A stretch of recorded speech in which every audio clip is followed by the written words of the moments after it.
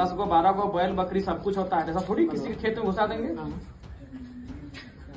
तो हम जब खेत घर लगे सब उचित ना है ना, थोड़ा सा देखिए। सच पूछिए तो विधायक हो तो हमारे डुमरी के विधायक टाइगर जयराम महतो जैसा हो। अब हम ऐसा इसलिए कह रहे हैं क्योंकि टाइगर जयराम महतो के पास एक ऐसा मामला आया है जो शायद कभी किसी और विधायक के पास गया भी होगा। टाइगर जयराम महतो थाना प्रभारी महोदय से बात करते हैं और जो मामला समझ आ रहा है कि वो मामला है भेड़ बकरियों का जो किसी के खेत में घुस जा रहा।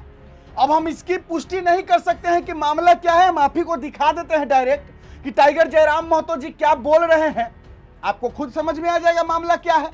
देखिए, हम लोग खेतीहरे लोग हैं, हम लोग एक घर में 10 गो 12 गो बैल बकरी सब कुछ होता है, ऐसा थोड़ी किसी के खेत में घुसा देंगे। तो हम जब खेत घर लगे सब उचित ना है ना, थोड़ा सा देखिए।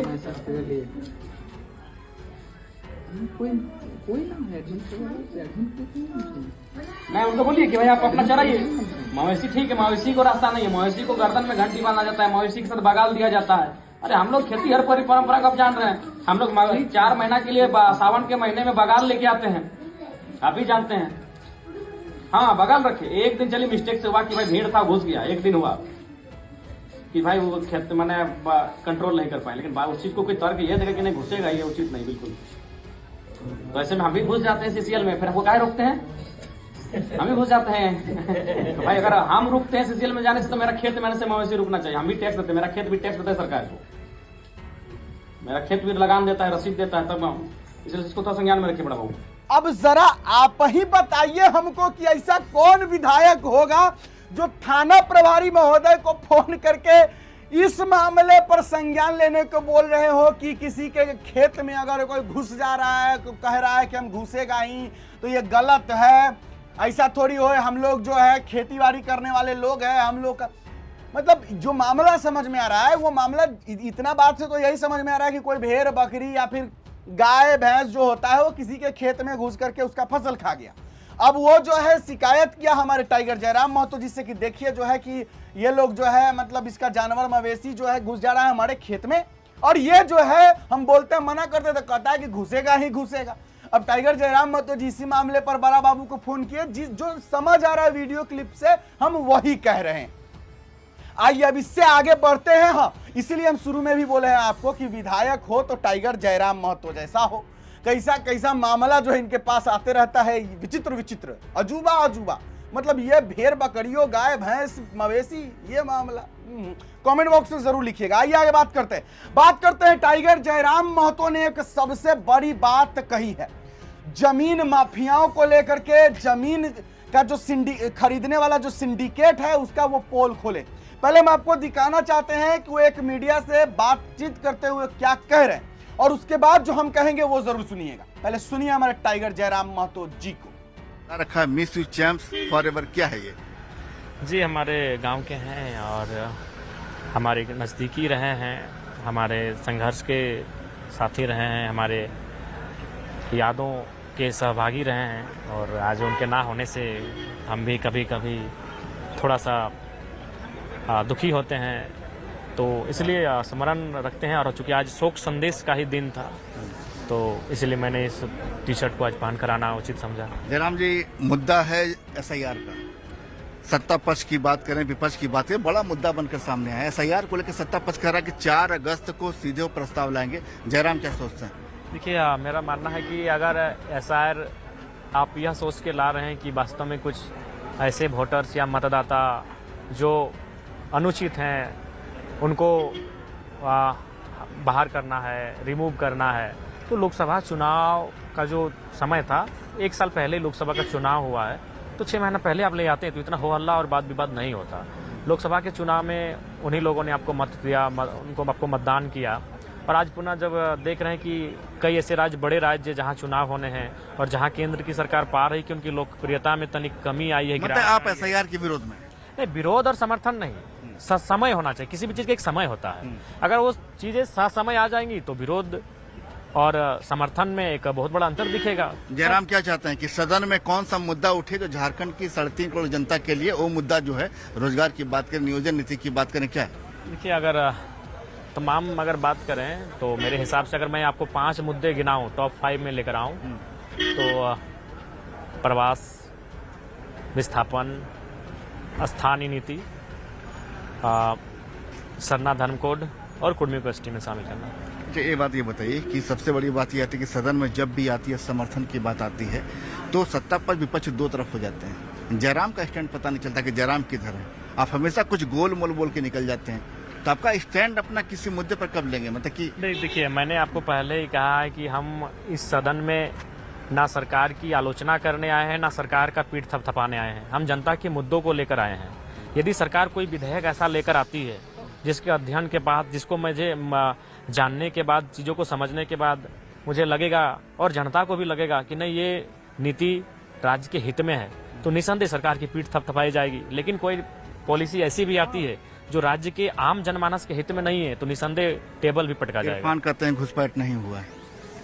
देखिए, ये जांच का विषय है और कुछ चीज़ें तो आती हैं, चाहे जमशेदपुर से आए, चंदन क्यारी से आए या संथाल से आए, कुछ चीज़ें आती हैं कि अन्य देशों के लोग अवैध तरीके से हमारे राज्य में प्रवेश किए हैं। ये कुछ चीज़ें अखबारों के माध्यम से, आम जनमानस के माध्यम से, विभिन्न प्लेटफॉर्म के माध्यम से तो आती हैं, तो उस पर जांच करनी है। एक आखिरी सवाल है कि सदन में अभी सत्र जो है 7 दिनों का सत्र है, 5 दिवसीय जो है काम होगा इसमें, तो ऐसे में क्या लगते हैं कि जो टॉप 5 मुद्दे आप गिनाए हैं आप, उस पर कौन सा मुद्दा जिस पर प्रमुखता से चर्चा होनी चाहिए आपको, जिस पर कुछ लबो लुआब निकल कर है, किसी का भला हो? देखिए, मैंने चूंकि हमें लगता है कि एक दिन तो अनुपूरक बजट पे चला जाएगा, यानी 3 दिन का कार्य दिवस रहेगा जिसमें हम लोग वाद विवाद कर पाएंगे, तो उसमें से मेरा एक ध्यान आकर्षण रहेगा। ध्यान आकर्षण में कम से कम 5 से 10 मिनट तक हम लोग बहस कर पाते हैं, तो वह आपका प्रवासी मजदूर, प्रवासी आयोग गठन पे होगा। और एक मेरा सबसे जो महत्वपूर्ण होता है वो गैर सरकारी संकल्प, जो रात भर भी चलता है, यानी उसमें जब तक माननीय सदस्य संतुष्ट नहीं होते हैं तब तक जो विभागीय मंत्री है उनसे उनका वाद विवाद होता है। तो गैर सरकारी संकल्प मेरा विस्थापन ही है।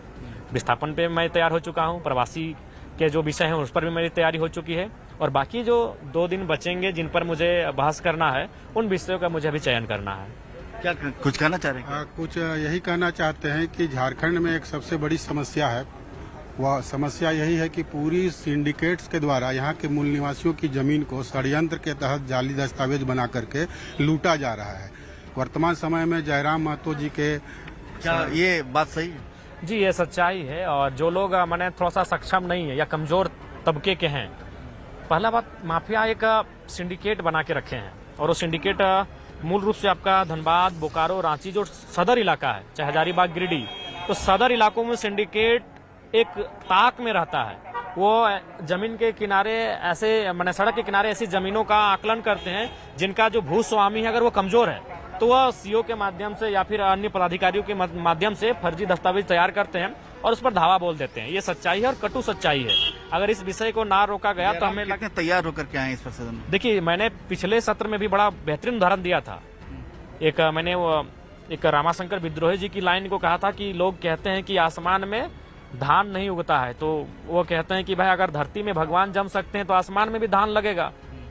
तो मैंने ये तर्क दिया था कि आज ईश्वर कहाँ है? जमीन में। अल्लाह कहाँ है? जमीन में। भगवान कहाँ है? गॉड कहाँ है? जमीन में। मंदिर के नाम में, मस्जिद के नाम में, चर्च के नाम में, गुरुद्वारे के नाम में, सब धरती में, जमीन में है। तो आम इंसान के लिए वो ईश्वर है, उसे धरती की आवश्यकता है, जमीन की आवश्यकता है। तो धरती में रहने वाले इंसान के लिए जमीन का कितना महत्व होगा? तो मैंने तो ये तर्क भी रखा था। मैंने ये भी कहा था कि हर एक दूसरा परिवार आज जमीन के झगड़े से परेशान है। देखो भाई, अगर आप गरीब हैं न भैया, दादा हमारे, तो आपको तो दबा दिया जाएगा, आपको तो लूट लिया जाएगा। और ये बात 100% सच है।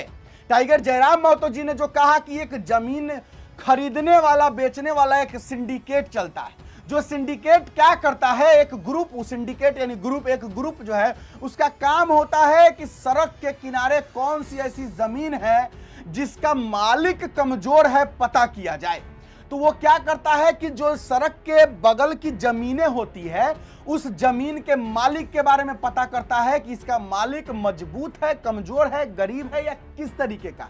अगर उसे ये पता चल जाए कि इस जमीन का मालिक गरीब है, कम बोलता है, यानी कि डरा हुआ है, सहमा हुआ है, या फिर अगर इसके साथ हम कुछ गलत भी करते हैं तो ये कुछ बोलेगा नहीं, और अगर बोलेगा भी तो हम इसको दबा देंगे, तो उस तरीके के जमीनों को क्या करते हैं ये सिंडिकेट वाले, सीओ को पैसा दे करके या जो भी पदाधिकारी हो उसको पैसा दे करके गलत तरीके से उस जमीन को अपना बना लेते हैं और उसके बाद उस जमीन को दूसरे के नाम पर बेच देते हैं। और जिसका जमीन होता है वो अगर जा करके कंप्लेन करता है तो बेचारा इसका तो कौन सुनेगा।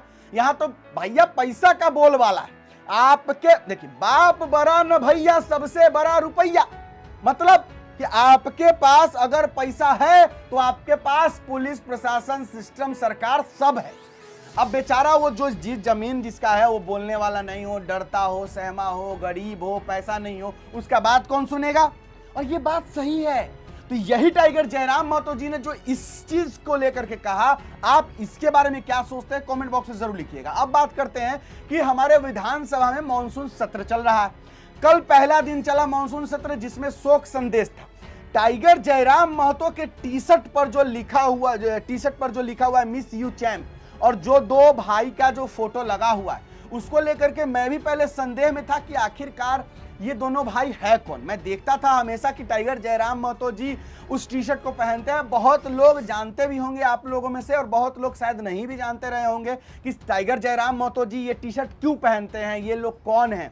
तो आज टाइगर जयराम महतो जी ने जो कहा आपने सुना कि ये वो दो लोग हैं जो हमारे संघर्ष के साथी रहे हैं और आज इस दुनिया में नहीं।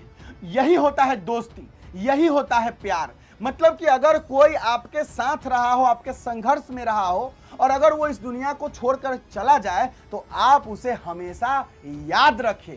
यही दोस्ती और यही प्यार होता है। और ये टाइगर जयराम महतो ने साबित किया कि उनके लिए अगर कोई एक बूंद पसीना भी अगर खर्च रहा है तो टाइगर जयराम महतो बदले में उनके लिए अपना खून तक देने को तैयार रहते हैं। क्योंकि यही तो है कि उनके साथ संघर्ष में रहे जो दो साथी थे, उनके जाने के बाद टाइगर जयराम महतो उनको भूले नहीं बल्कि इनको याद बनाकर हमेशा रहते हैं। और आपने कई बार देखा होगा कि ये इस तरीके का टी शर्ट वो पहनते हैं।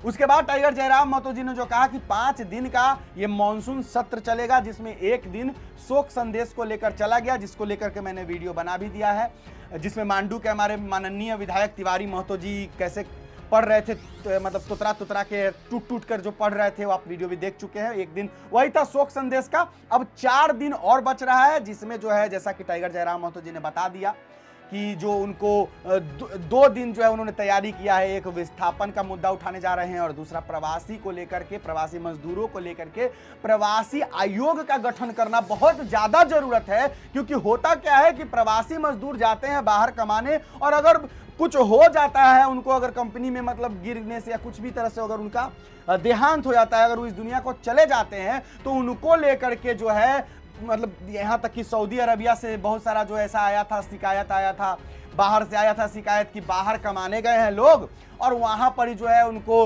मतलब किसी भी तरीके से वो मर जा रहे हैं, वहाँ से लाश तक यहाँ नहीं आ पा रहा है। तो इसके लिए एक आयोग गठन होना चाहिए, प्रवासी आयोग गठन होना चाहिए, जिससे उसमें प्रवासियों को हक अधिकार दिलाने के लिए लोग काम कर सके। और यही टाइगर जयराम महतो जी आवाज उठाने जा रहे हैं। प्रवासी मजदूरों को लेकर के आवाज उठाने जा रहे हैं। 4 में से 2 दिन, एक दिन प्रवासी मजदूरों को लेकर के, दूसरा दिन विस्थापितों को लेकर के, और बाकी जो 2 दिन बच रहा है वही 2 दिन जो है वो क्या मुद्दा रखेंगे, टाइगर जयराम महतो जी ने बोला कि उसके बारे में सोचते हैं।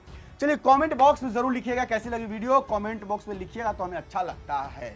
इजाजत दीजिए मुझे, मेरा नाम बिट्टू सिंह है। आप इस वीडियो को मिस्टर बिट्टू पर देख रहे होंगे। जोहार, जय हिंद।